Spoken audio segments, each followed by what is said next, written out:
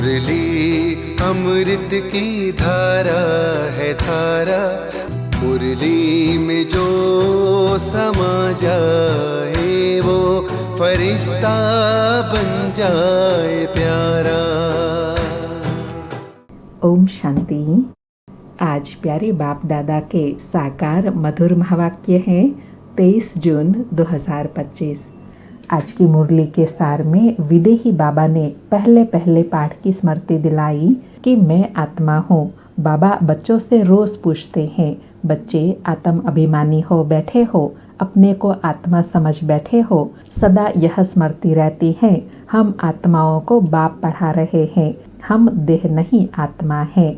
और याद का लॉ बताया कि जब आत्म अभिमानी स्थिति होंगी तो बाप की याद आएंगी, और जब देह अभिमानी होंगे तो देह के लौकिक संबंधी आदि याद आएंगे। तो पहले पहले यह पाठ पक्का करना है कि हम आत्मा हैं और बेहद के बाप के बच्चे हैं। कहते हैं मुझे याद करो तो तुम पुरुषोत्तम बन जाएंगे। और आत्म अभिमानी बनने का पुरुषार्थ बताया कि रोज सवेरे सवेरे उठो, घूमो फिरो, चलते फिरते यह पाठ पक्का करो कि मैं आत्मा हूँ। अब देह के सब संबंध तोड़ एक बाप से जोड़ना है। गाते भी है ना, मेरा तो एक शिव बाबा दूसरा ना कोई। तो सवेरे सवेरे उठकर बाबा कहते हैं देही अभिमानी बनो, अपने अंदर घोटते रहो, बाप बीज और झाड़ को याद करते रहो। फिर विशेष कहा कि तुम्हारे ऊपर अभी बृहस्पति की अविनाशी दशा बैठती है, तब तुम अमरपुरी के मालिक बन जाते हो। स्वर्ग के मालिक बनने को ही बृहस्पति की दशा कहा जाता है। बाबा कहे अब फिर से देवता बनने का पुरुषार्थ कर रहे हो तो फिर देवी गुण धारण करना है, किसी को दुख नहीं देना है, सबको सुख का रास्ता बताओ, सबको समझाना है। बाप कहते हैं मुझे याद करो तो तुम्हारे पाप कट जाएंगे। और लास्ट में विशेष योग की स्थिति बताई कि जिन बच्चों का योग यथार्थ है उनकी सर्व कर्म इंद्रिया योग बल से वश में होंगी। योग में पूरा रहने से कर्म इंद्रिया शीतल हो जाती हैं। सुनते हैं प्यारे बाप दादा के अनमोल मधुर महावाक्य। आज बाबा कहे मीठे बच्चे, तुम्हारा पहला पहला शबक अर्थात पहला पाठ व लेसन है मैं आत्मा हूँ, शरीर नहीं। आत्म अभिमानी होकर रहो तो बाप की याद रहेंगी। आज मुरली से प्रश्न है, तुम बच्चों के पास कौन सा गुप्त खजाना है जो मनुष्यों के पास नहीं है? उत्तर में बाबा कहे तुम्हें भगवान पढ़ाते हैं, उस पढ़ाई की खुशी का गुप्त खजाना तुम्हारे पास है। तुम जानते हो हम जो पढ़ रहे हैं भविष्य अमर लोक के लिए, न कि इस मृत्यु लोक के लिए। बाप कहते हैं सवेरे सवेरे उठकर घूमो फिरो, सिर्फ पहला पहला पाठ याद करो तो खुशी का खजाना जमा होता जाएगा। ओम शांति। बाप बच्चों से पूछते हैं, बच्चे आत्म अभिमानी हो बैठे हो? बाबा स्वस्थिति में स्थित करा रहे हैं कि बच्चे आत्म अभिमानी हो बैठे हो, अपने को आत्मा समझ बैठे हो। हम आत्माओं को परमात्मा बाप पढ़ा रहे हैं। बच्चों को यह स्मृति आई है हम देह नहीं आत्मा है। बच्चों को देही अभिमानी बनाने लिए मेहनत करनी पड़ती है। बच्चे आत्म अभिमानी रह नहीं सकते, घड़ी घड़ी देह अभिमान में आ जाते हैं। इसलिए बाबा पूछते हैं आत्म अभिमानी हो रहते हो? बाबा कहे बच्चे घड़ी घड़ी भूल जाते हैं, तो बाबा फिर घड़ी घड़ी याद दिलाते हैं, बच्चे आत्म अभिमानी हो बैठे हो। आत्म अभिमानी होंगे तो बाप की याद आएंगी, अगर देह अभिमानी होंगे तो लौकिक संबंधी याद आएंगे। बाबा हमेशा कहते हैं ना, यह एक लॉ है, अगर आत्मा की स्मृति आएगी तो आत्मा के संबंधित आत्मा के पिता गुण शक्तियाँ स्मृति में आएंगी, और अगर देह भान में होंगे तो देह के संबंध और देह के संबंध याद आएंगे। बाबा कहे पहले पहले यह शबक लेसन याद रखना पड़े, हम आत्मा हैं, मुझ आत्मा में ही 84 जन्मों का पाठ भरा हुआ है। यह पक्का करना है हम आत्मा हैं। आधा कल्प तुम देह अभिमानी हो रहे हो, अभी सिर्फ संगम युग पर ही बच्चों को आत्म अभिमानी बनाया जाता है। अपने को देह समझने से बाप याद नहीं आएगा, इसलिए पहले पहले यह शबक पाठ पक्का कर लो। हम आत्मा बेहद बाप के बच्चे हैं। देह के बाप को याद करना कभी सिखलाया नहीं जाता है। बाबा कहे देह भान में है ना, तो देह के पिता को याद करना सिखलाया नहीं जाता है। यहाँ आत्म अभिमानी हो रहने के लिए बार बार स्मृति दिलाई जाती है। अपने को आत्मा समझो तो परम पिता परमात्मा की याद आएंगी। अब बाप कहते हैं तुम मुझ पारलौकिक बाप को याद करो, आत्म अभिमानी बनो। देह अभिमानी बनने से देह के संबंध याद आएंगे। अपने को आत्मा समझ और बाप को याद करो, यही मेहनत है। यह कौन समझा रहे हैं? बाबा कहे यह समझ कौन दे रहे हैं? हम आत्माओं का बाप, जिनको सब याद करते हैं। बाबा आओ, आकर इस दुख से लिबरेट करो। बच्चे जानते हैं इस पढ़ाई से हम भविष्य के लिए ऊंच पद पाते हैं। अभी तुम पुरुषोत्तम संगम युग पर हो। इस मृत्यु लोक में अब बिल्कुल रहना नहीं है। यह हमारी पढ़ाई है ही भविष्य 21 जन्मों के लिए। हम सतयुग अमर लोक के लिए पढ़ रहे हैं। अब बाबा हमको ज्ञान सुना रहे हैं। तो यहाँ जब बैठते हैं तो पहले पहले अपने को आत्मा समझ बाप की याद में रहना है, तो विक्रम विनाश होंगे। हम अभी संगम युग पर हैं। बाप हमको पुरुषोत्तम बना रहे हैं। कहते हैं मुझे याद करो तो तुम पुरुषोत्तम बन जाएंगे। मैं आया हूँ मनुष्य से देवता बनाने। सतयुग में तुम देवता थे, अभी जानते हो कैसे सीढ़ी उतरे हैं। हमारी आत्मा में 84 जन्मों का पार्ट नोंधा हुआ है। दुनिया में कोई नहीं जानते। वह भक्ति मार्ग अलग है, यह ज्ञान मार्ग अलग है। जिन आत्माओं को बाप पढ़ाते हैं वह जाने और न जाने कोई। कौन सी बात कि अभी संगम का समय चल रहा है, यह ब्राह्मण बच्चे ही जाने। यह है गुप्त खजाना भविष्य के लिए। तुम पढ़ते ही हो अमर लोक के लिए, न कि इस मृत्यु लोक के लिए। अब बाप कहते हैं सवेरे उठकर घूमो फिरो। पहला पहला शबक लेसन यह याद करो कि हम आत्मा हैं, न कि शरीर। हमारा रूहानी बाप हमको पढ़ाते हैं। यह दुख की दुनिया अब बदलनी है। सतयुग है सुख की दुनिया। बुद्धि में सारा ज्ञान है। यह है रूहानी स्पिरिचुअल नॉलेज। बाप ज्ञान का सागर स्पिरिचुअल फादर है। वह है देह का बाप। बाकी तो सभी देह के ही संबंधी हैं। अब देह के संबंध तोड़ एक बाप से जोड़ना है। गाते भी हैं मेरा तो एक शिव बाबा दूसरा ना कोई। हम एक बाप को ही याद करते हैं, देह को भी याद नहीं करते। यह पुरानी देह तो छोड़नी है। यह भी तुमको ज्ञान मिलता है। यह शरीर कैसे छोड़ना है, यह याद करते करते छोड़ देना है। इसलिए बाप कहते हैं देही अभिमानी बनो। बाबा कहे अंत में कैसे शरीर छोड़ना है, बाबा की याद में। इसलिए अभी बाबा अभ्यास कराते हैं देही अभिमानी बनने का। बाबा कहे अपने अंदर घोटते रहो। क्या घोटना है? मैं आत्मा हूँ, देह नहीं। बाप बीज और झाड़ को याद करना है। शास्त्रों में यह कल्प वृक्ष का वृत्तांत है, अर्थात बनियन ट्री के लिए बताया गया है। यह भी बच्चे जानते हैं। हमको ज्ञान सागर बाप पढ़ाते हैं, कोई मनुष्य नहीं पढ़ाते हैं। यह पक्का याद कर लेना है। आज बाबा विशेष पढ़ाई के लिए कहते हैं, और उसमें भी विशेष कौन सी पढ़ाई और कौन सा लेसन याद करना है? मैं आत्मा हूँ, देह नहीं, देही अभिमानी बनना है। बाबा कहे सतयुग में देहधारी पढ़ाते हैं। यह शिव बाबा देहधारी नहीं है। यह कहते हैं मैं पुरानी देह का आधार ले तुमको पढ़ाता हूँ।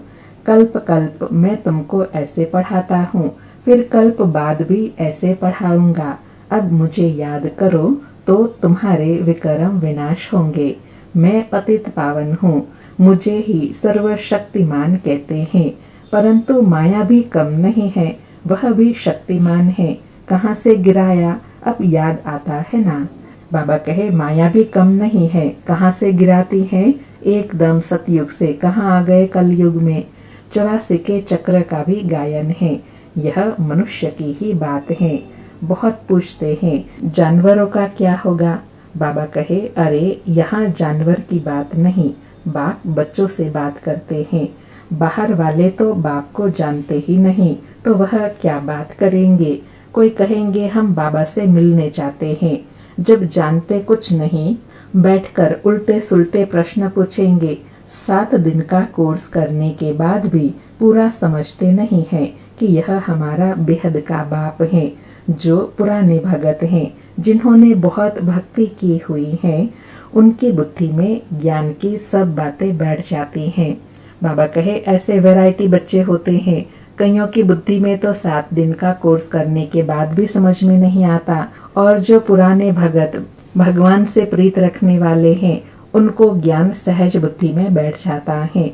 बाबा कहे भक्ति कम की होंगी तो बुद्धि में कम बैठेगा। तुम हो सबसे जास्ती पुराने भगत।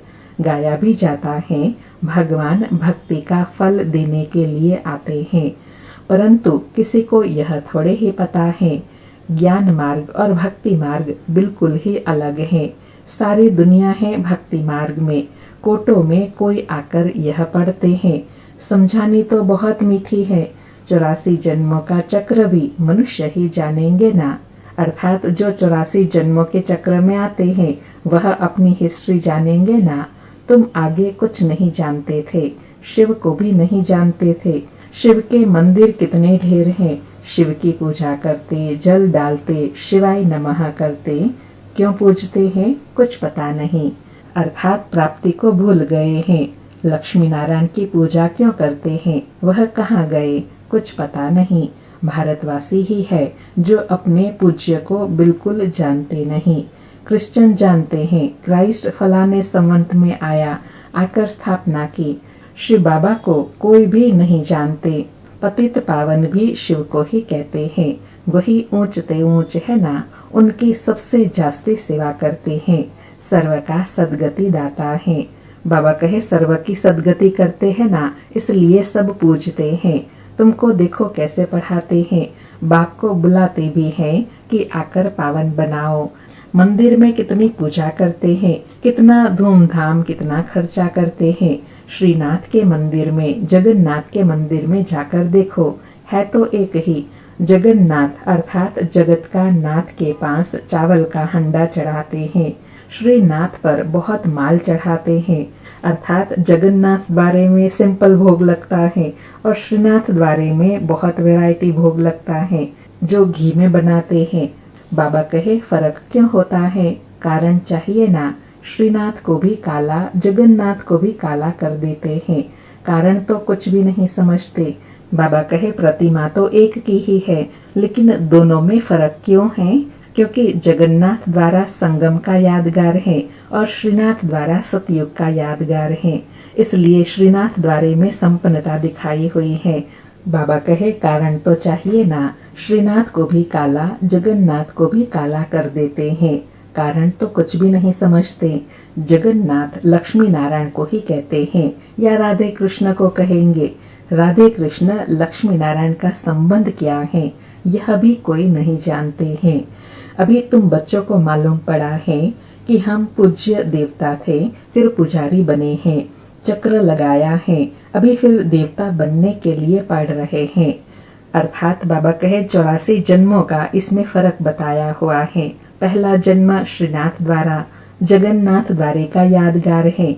बाबा कहे यह कोई मनुष्य नहीं पढ़ाते हैं, भगवान वाच है। ज्ञान का सागर भी भगवान को कहा जाता है।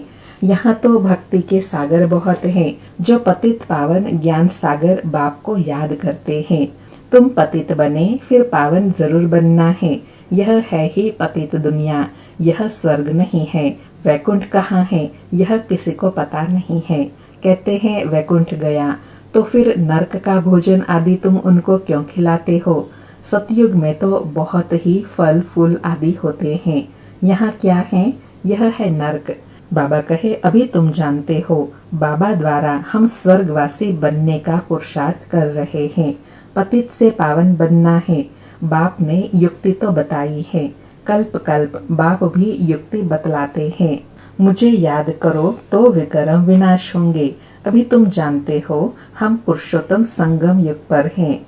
तुम ही कहते हो बाबा हम 5000 वर्ष पहले यह बने थे, तुम ही जानते हो, कल्प कल्प यह अमर कथा बाबा से सुनते हैं। शिव बाबा ही अमरनाथ हैं, बाकी ऐसे नहीं पार्वती को बैठ कथा सुनाते हैं। वह है भक्ति, ज्ञान और भक्ति को तुमने समझा है।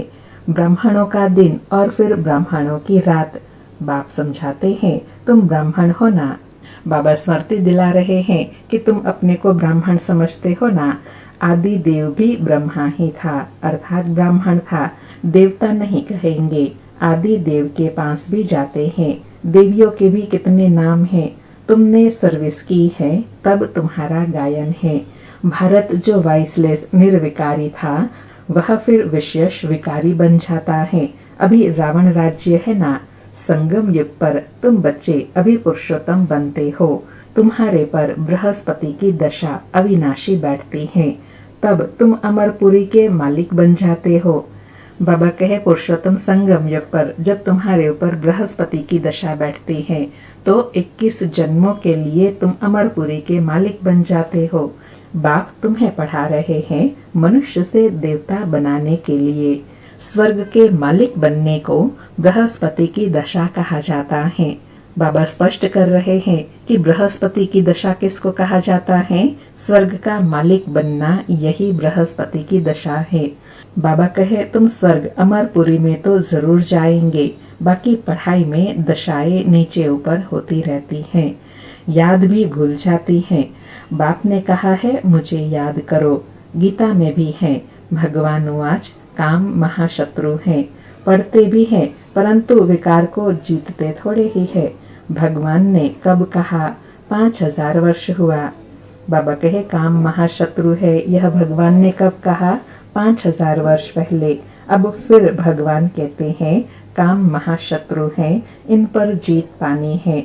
यह आदि मध्य अंत दुख देने वाला है। मुख्य है काम की बात, इस पर ही पतित कहा जाता है। अभी पता पड़ा है यह चक्र फिरता है। हम पतित बनते हैं, फिर बाप आकर पावन बनाते हैं ड्रामा अनुसार। बाबा बार बार कहते हैं, पहले पहले अल्फ की बात याद करो, श्रीमत पर चलने से ही तुम श्रेष्ठ बनेंगे।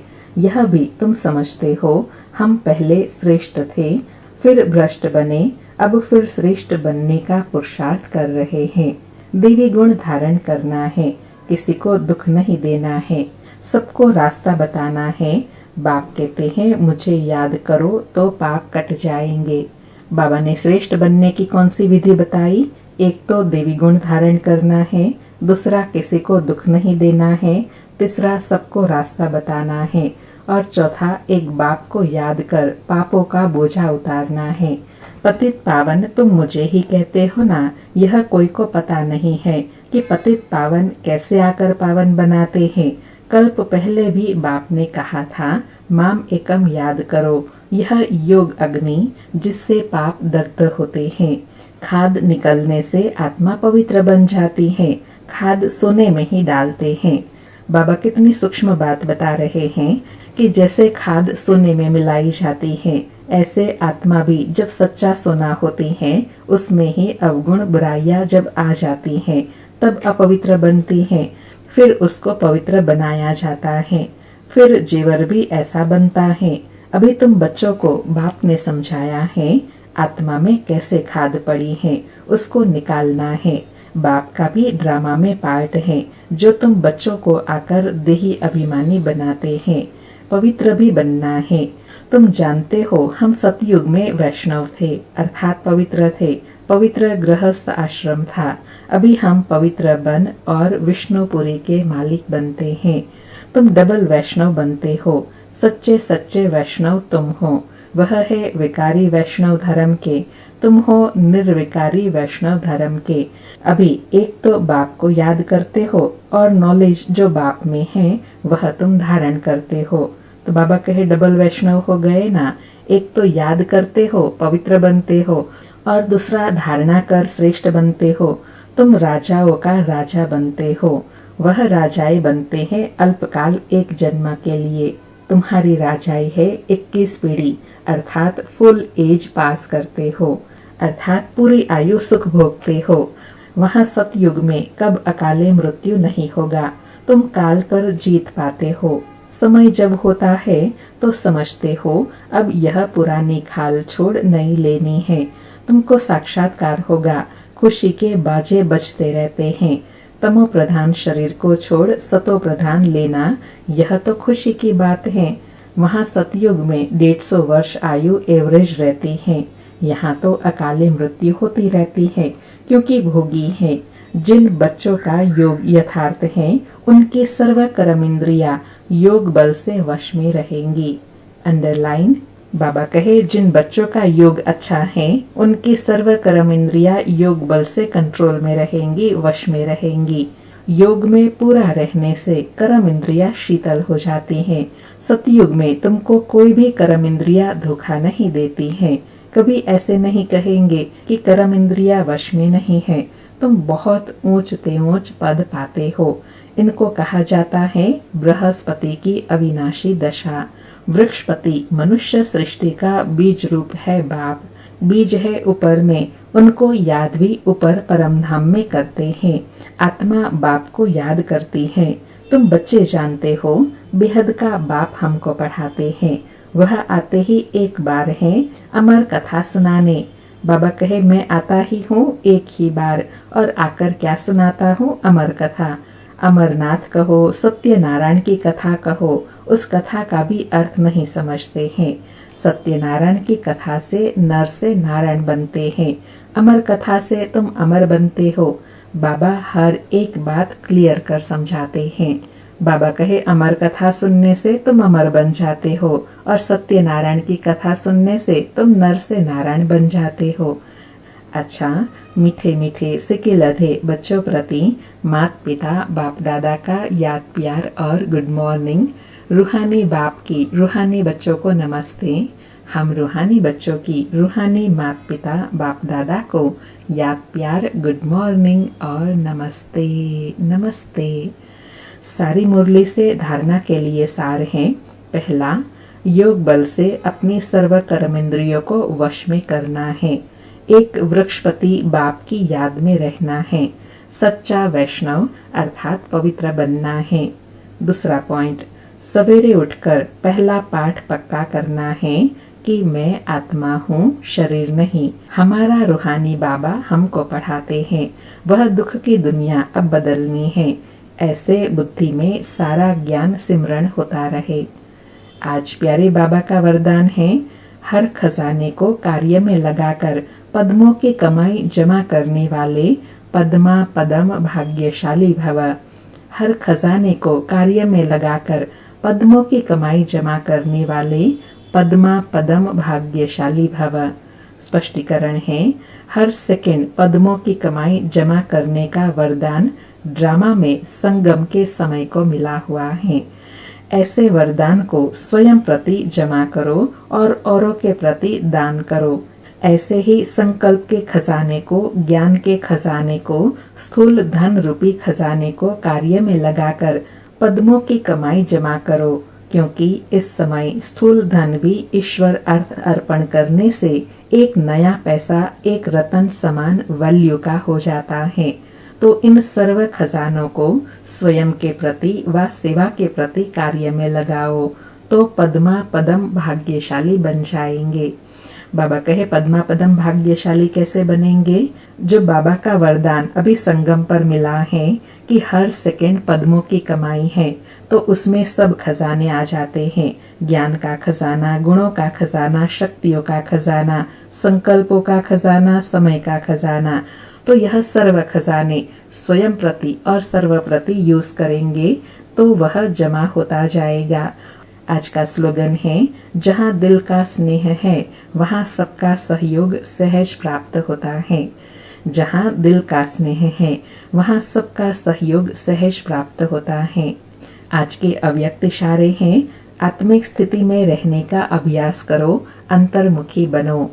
आज का अभ्यास है, अब ऐसा ट्रांसपेरेंट अर्थात पारदर्शी हो जाओ जो आपके शरीर के अंदर आत्मा विराजमान है वह स्पष्ट सभी को दिखाई दे। आपका आत्मिक स्वरूप उन्हों को अपने आत्मिक स्वरूप का साक्षात्कार कराए। इसको ही कहते हैं अव्यक्त व आत्मिक स्थिति का अनुभव करना। आज बाबा ने बहुत सूक्ष्म स्थिति बताई कि कैसी स्थिति बनानी है, जो शरीर दिखाई ही ना दे, आत्मा दिखाई दे, ऐसी ट्रांसपेरेंट अवस्था बनानी है। अच्छा, ओम शांति। शुक्रिया बाबा, शुक्रिया। आप सभी भाई बहनों के लिए विशेष सूचना है। जो भाई बहनें प्रतिदिन मुरली सुनते हैं व मुरली सार सुनते हैं व इस चैनल पर वीडियो सॉन्ग देखते हैं, उन सभी भाई बहनों को निवेदन है, आप इस व्हाट्सएप नंबर पर व्हाट्सएप करें, मुरली टाइप करके ज़रूर भेजें। धन्यवाद।